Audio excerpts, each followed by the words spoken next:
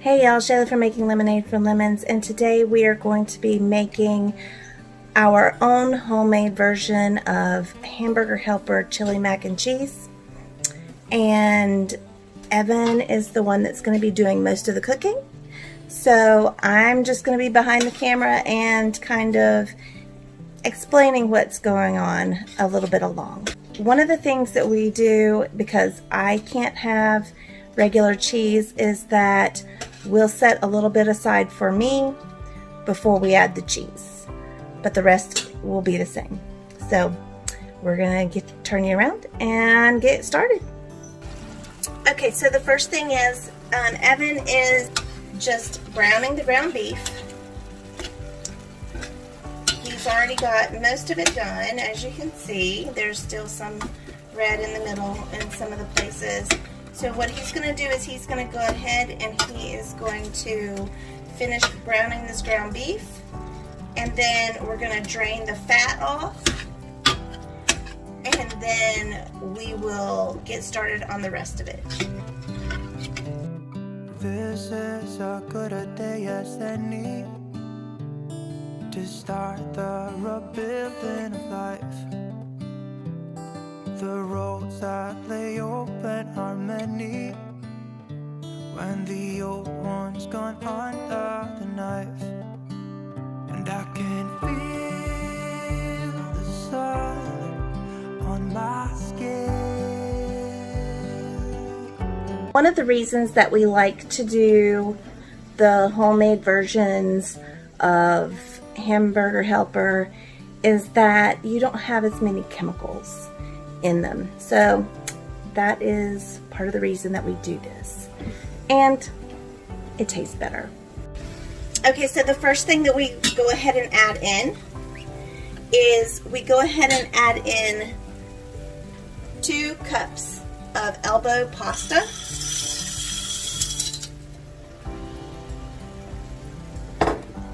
And then we go ahead and stir it in.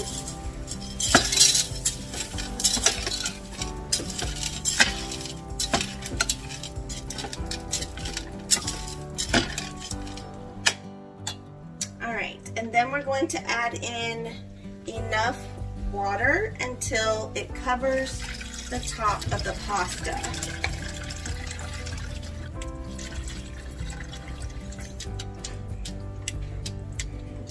Alright, that looks good. This is like a 1-pot meal, and what happens is that the pasta soaks up the liquid, and we are going to add some bouillon. I ran out of my Better Than bouillon, and so since I ran out of the Better Than bouillon, we're just going to use the cubes. We're adding beef because it's chili mac, and we're using hamburger, so we're going to put in 1 cube per cup of water.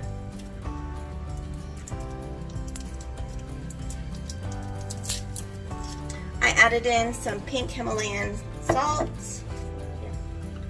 and we're going to add in some, not quite that much. Put that in.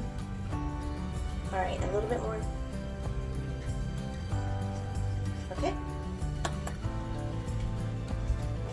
So there's some pepper, there's a little bit of paprika.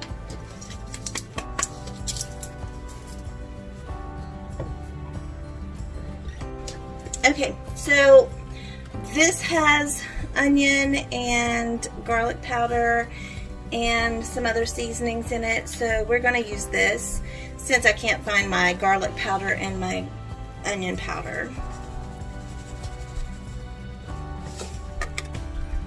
So it's basically just like adding the same seasonings you would to chili. Alright, so we're gonna, the chili powder, just open it like this, it'll be easier.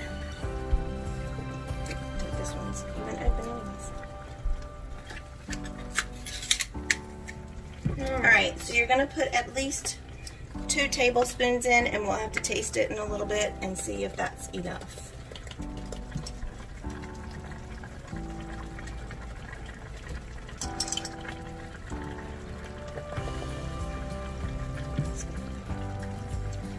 Alright. Then we're going to put some cumin in. If you don't like cumin in your chili, you don't have to use it, but we like cumin in our chili. So we're going to put about 2 teaspoons.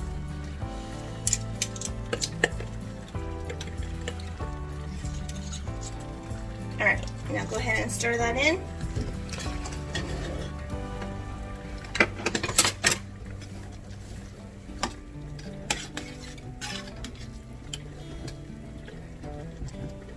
Okay, so what you're going to do after you stir it in,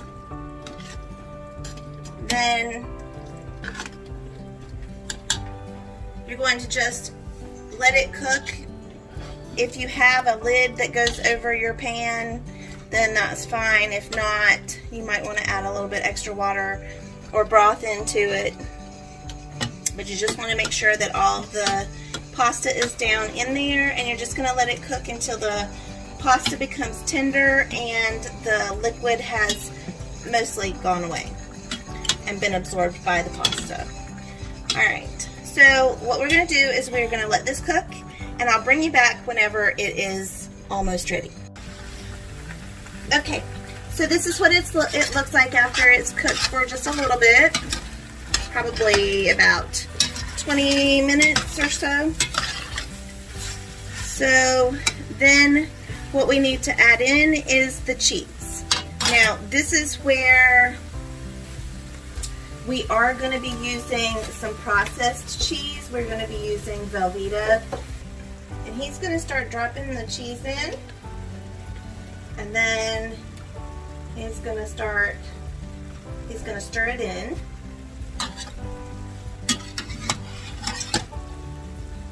And you're just going to let the heat melt the cheese.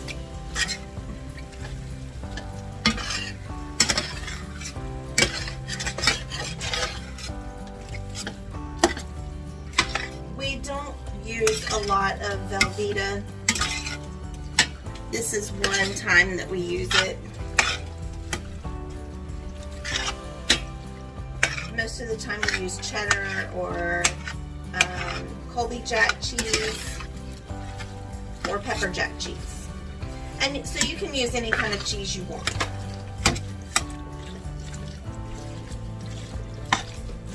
You just put in as much cheese as you want. It's just everything is kind of to your taste. And I have some over in a dish for myself that I will be putting some of my lactose-free cheese in. But I could eat it just like it is. It is so good.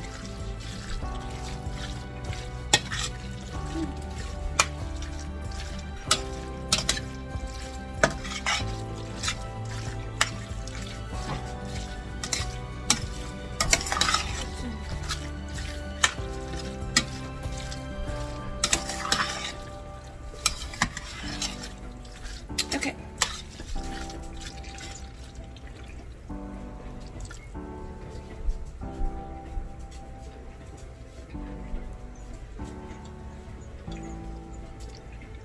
So that's what it looks like. And it's just chili mac and cheese. So this is mine without the cheese on it. And like I said, it is so, so good even without the cheese.